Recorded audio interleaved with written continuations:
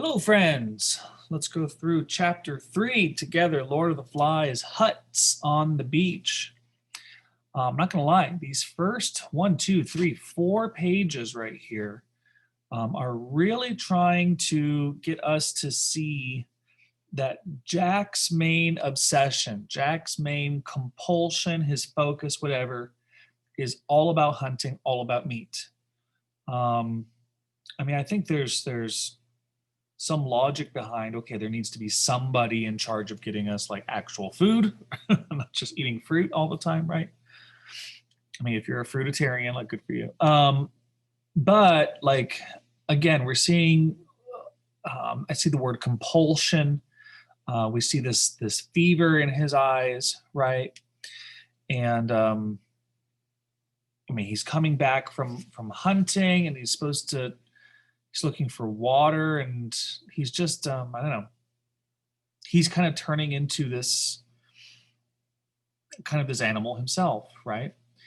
He comes back to the beach, and Ralph and Simon are trying to make some kind of shelter.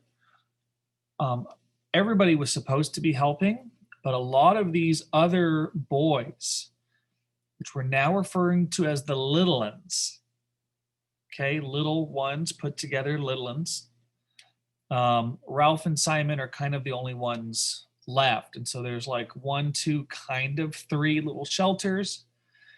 We never know quite how many exactly boys we have. Like there's, I would say 2 or 3 dozen. And of course, Ralph's like, we need we need other people to help. Like you're one of the leaders. Like we need help. And so Simon's like, okay, Ralph, like you tell Jack that he's got to stop. Simon says, you're chief, you tell him off. Because with leadership comes what? Right? It's this idea of responsibility. It's like, okay, you wanted to be in charge, you wanted to lead. And so that means you have to do the often uncomfortable work. So now we see some real capital C conflict between Ralph and Jack here. Ralph's like, what are you even hunting for? You could have killed a pig before, but you didn't, going back to the end of chapter 1, right? And so we're starting to see this, big conflicts here. We bring up the fact that the little ones are frightened. They're still very scared about this snake, about this beastie. They talk and scream.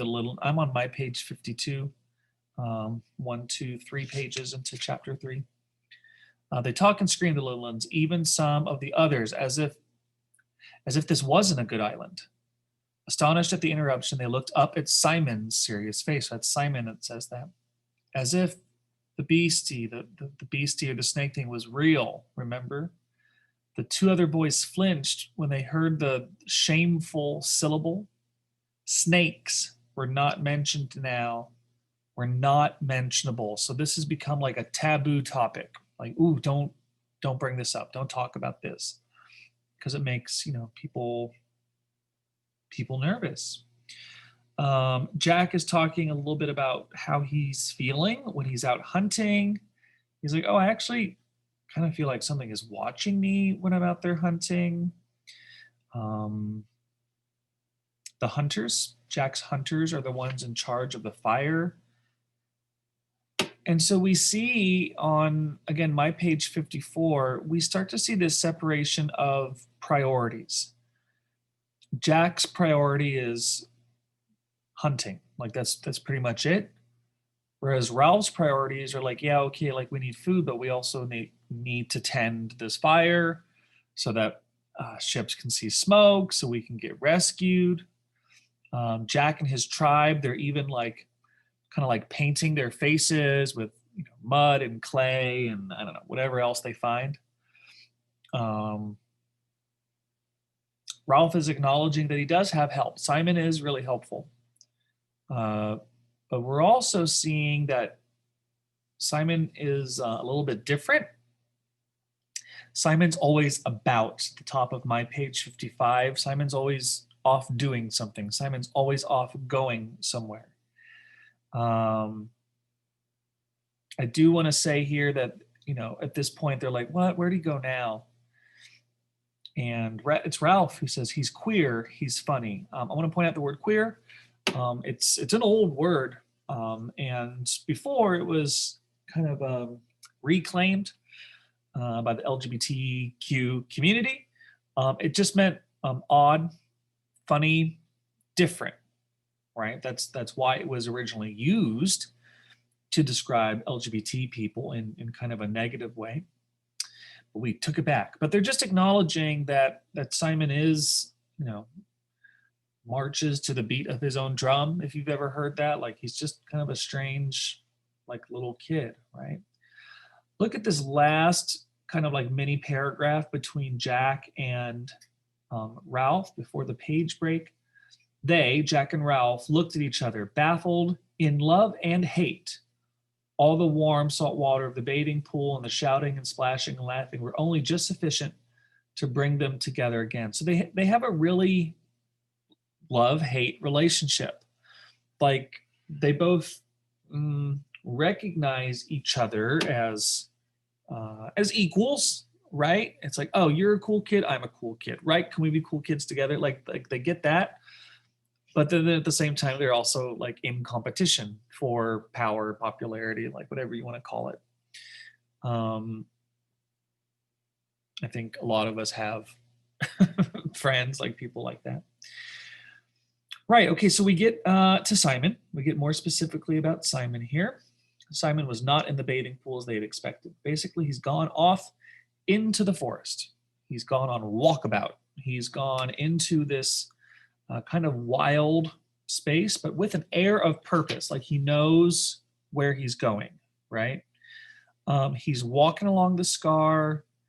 He sees little ones like on his walk, and he instantly helps the little ones get food, right? These little kids, they're too short to be able to get the food on their own. He grabs some fruit from higher up. He helps the kids. He moves on. We call this altruistic, altruistic.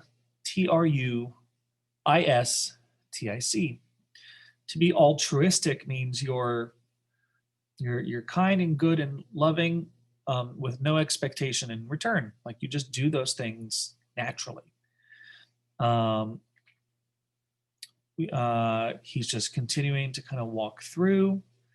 And finally, he came at last to a place where more sunshine fell. Since they had not so far to go for light, the creepers had woven a great mat that hung at the side of an open space in the jungle.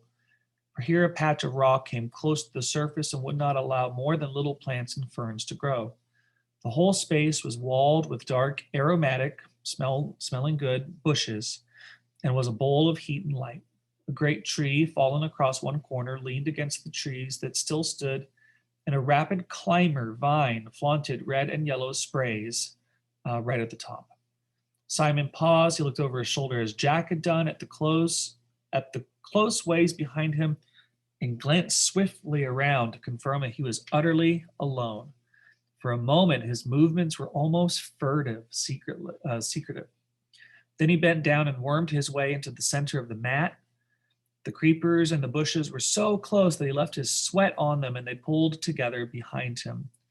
When he was secure in the middle, he was in a little cabin screened off from the open space by a few leaves. He squatted down, parted the leaves, and looked out into the clearing. Nothing moved but a pair of gaudy butterflies that danced around each other in the hot air.